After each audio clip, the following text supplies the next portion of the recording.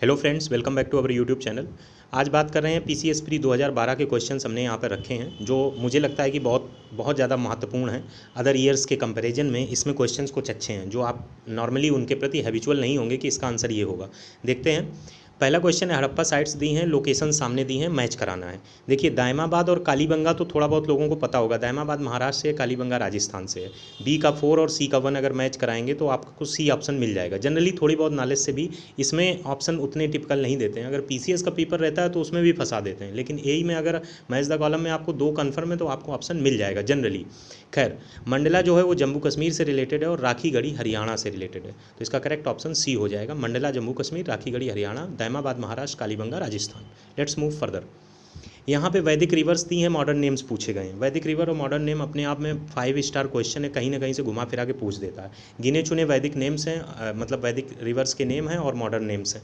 जैसे कुभा है, कुभा काबुल का नेम है। परुष्णी रवि का नेम है। सदानीरा गंडक का नेम है और सतुदरी सतलज का नेम है। इसके अलावा जैसे उत्तराखंड में पूछा गया था, वितस्ता करके था, झेलम का नाम है ना। बिपाशा ब्यास नदी का नाम है। ये सब इंपॉर्टेंट है, तो यहाँ पे करेक्ट ऑप्शन उसी हिसाब से मैच करा लीजिए। कुभा जो है काबुल में हो जाएगा, परुष्णी रवि में हो जाएगा, सदानीरा गंडक हो गया, सतुदरी सतलज हो गया। आगे बढ़ते हैं।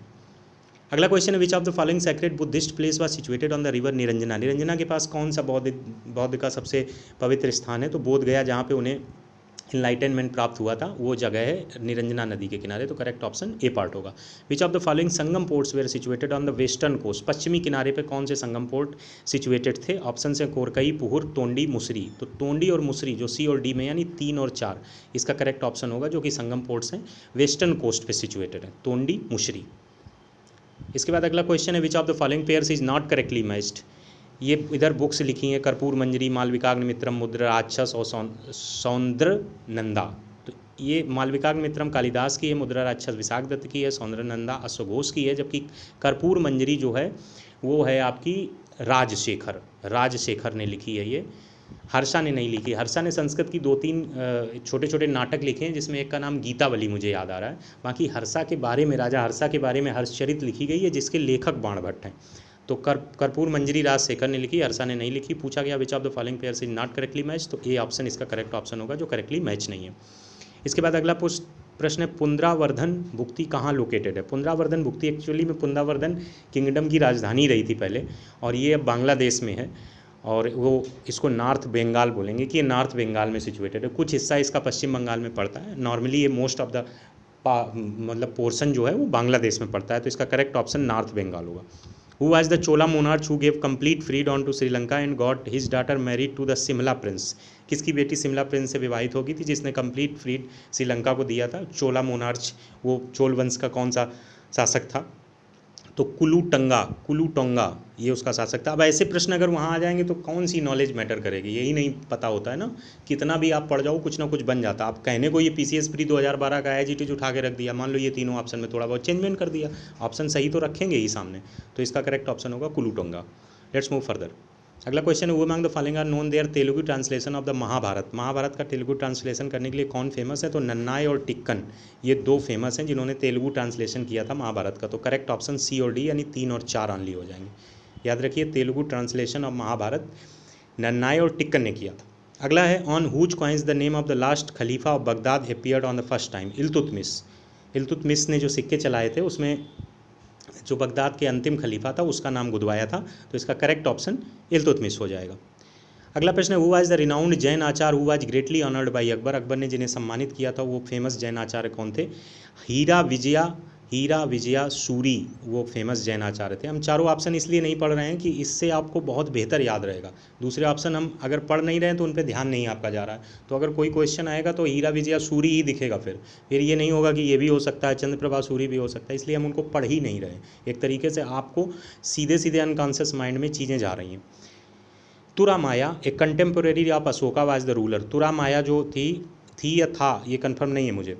कंटेम्पोरेरी मतलब शासक, उसके पैरेलल में समकालीन, अशोका के समकालीन हम मान के चलते फीमेल थी। तुरा माया अशोका के समकालीन थी। कहाँ की रूलर थी? इजिप्ट की रूलर थी।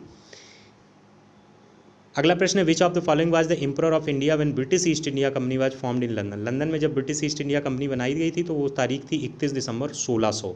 तो पूछ रहा उस समय भारत में कौन सा बादशाह था। ऑप्शन है अकबर, जहांगीर, शाहजहां, औरंगजेब। तो अकबर था, क्योंकि अकबर 1556 से लेकर 1605 तक शासन किया था और 31 दिसंबर 1600 ईस्वी के बीच में आ जाएगा। तो करेक्ट ऑप्शन अकबर होगा। At the time of Aurangzeb death, जब औरंगजेब मरा था उस समय मराठा लीडरशिप किसके हाथ में थी? ताराबाई के हाथ में उस समय मराठा लीडरशिप थी जब औरंगजेब की डेथ हुई थी। अगले प्रश्न की तरफ चलें। Which of the following colleges was the first to be established? Hindu college, Delhi college, Mayo college, Muslim Anglo Oriental college. इसी को आप अलीगढ़ मुस्लिम यूनिवर्सिटी यानी AMU कहते हैं। ये 1875 में फाउंड की गई थी। मायो कॉलेज भी 1875 में फाउंड किया गया था।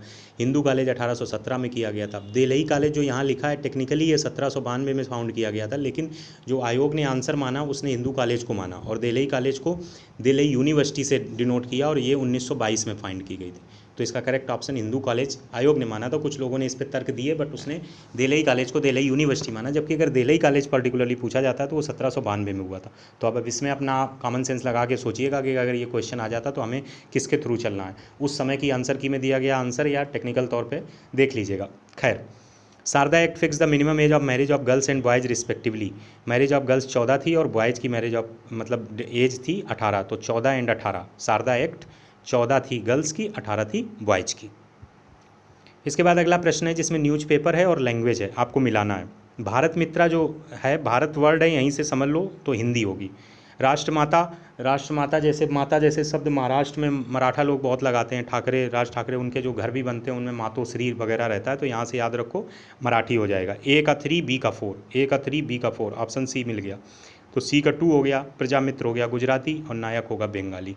नायक हो गया बंगाली। तो ये इसके करेक्ट ऑप्शन थे।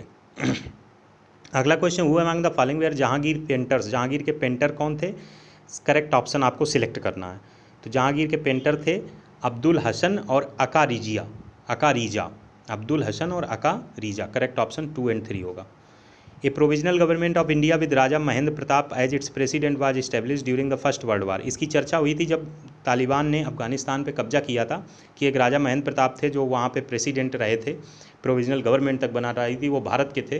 तो वो कहाँ पे बनाई थी? अफगानिस्तान में बनाई थी। और ये क्वेश्चन को हम 3 स्टार दे रहे हैं। मैं भी घुमा फिरा के कुछ भी तरीके से पूछा जा सकता है। तो इसका करेक्ट ऑप्शन A पार्ट होगा। इसके बाद है national leader who was elected president at of the central legislative assembly in 1925। 1925 में जिनको सेंट्रल लेजिस्लेटिव असेंबली का प्रेसिडेंट चुना गया था वो थे विट्ठल भाई पटेल। विट्ठल भाई पटेल, डी ऑप्शन।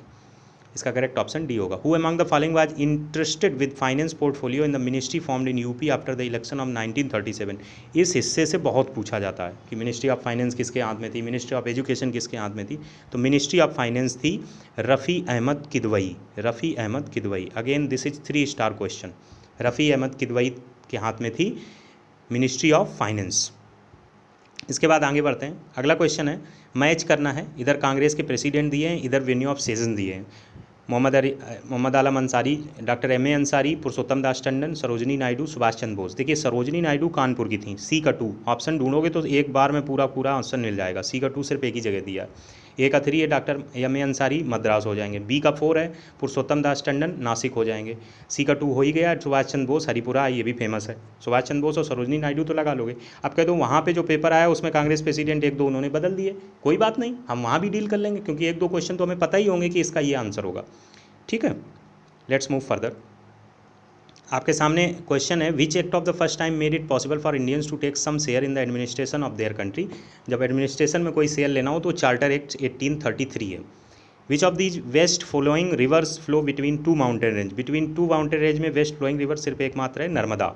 नर्मदा, ये तो फेमस क्वेश्चन है, शायद आप इससे होके गुजरे हों। चार्टर एक्ट 1833 में ही भारतीय कुछ शेयर ले पाए थे एडमिनिस्ट्रेशन में। इसके बाद लास्ट 2 क्वेश्चन है, which of the following movements Drew women out of the secularism of home. घर के एकाकीपन से बाहर निकाला वो कौन से मूवमेंट थे? Swadeshi, home rule, non cooperation, civil disobedience. तो ये चारों के चारों जो मूवमेंट थे इसमें महिलाएं घर से बाहर निकली और उसमें पार्टिसिपेट किया। तो इसका करेक्ट ऑप्शन डी पार्ट हो जाएगा। अंतिम प्रश्न है, which of the following is not a temple of grassland. इसमें ग्रासलैंड कौन नहीं है? पंपास और डाउन्स तो फेमस है, पता है। वेल्ड और सवन्ना में आंसर होगा। एक्चुअली में सवन्ना एक सिटी है और वेल्ड ग्रासलैंड है फेमस। तो इसका करेक्ट ऑप्शन सवन्ना होगा, जो कि एक सिटी है ना कि ग्रासलैंड है। तो इसका करेक्ट ऑप्शन डी पार्ट हो जाएगा। हमने आपके सामने जो क्वेश्चन रखे PCS प्री 2012 के हिस्ट्री और नेशनल मूवमेंट से रिलेटेड सभी क्वेश्चंस थे। इसके बाद हम कोशिश करेंगे कि नेक्स्ट वीडियो में पॉलिटी के भी कुछ क्वेश्चन इंक्लूड करें और छांट कर क्वेश्चन आपके सामने लाएं ताकि आपका प्रिपरेशन लेवल और बेहतर हो सके। Thanks for watching.